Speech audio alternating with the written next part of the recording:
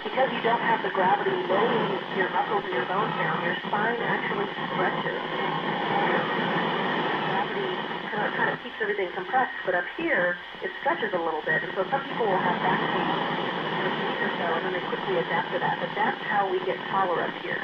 Over. Here, especially if you're looking outside the cupola, as the sun comes over the earth, it's one of the most beautiful things you will ever see. But you almost can't stay in the cupola without sunglasses on because you feel the warmth of the sun and certainly the brightness over.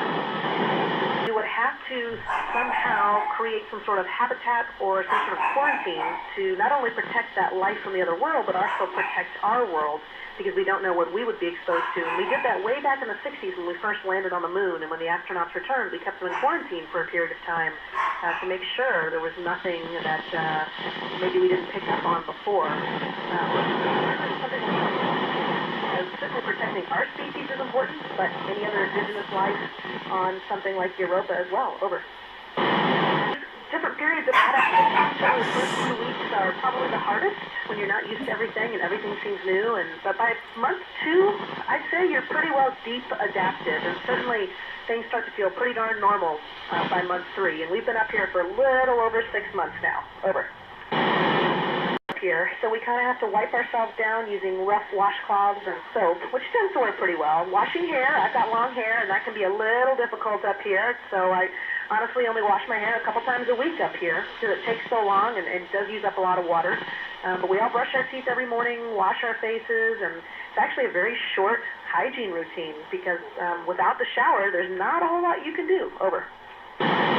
I think when you're up here, you focus on getting the job done correctly and well. And then as you come towards the end, like we are, we only have about 6 days left up here, really 5 days, you start thinking about the next mission. And, we're going to be traveling lots of places, not just the space station, but certainly to the moon and to Mars. So all those things kind of go through your head when you think about your next mission. Over. Floating in the emptiness of space, it's very different from moving on the ground. Your legs and feet want to move the same as they do on Earth, but you don't have to. And so just by the slight push off here or there on a wall, you can get where you need to go. Over. And that they'll be more run by the crew members on board and not so tightly controlled by all of our mission control centers because they may be farther off and communication delay will be difficult.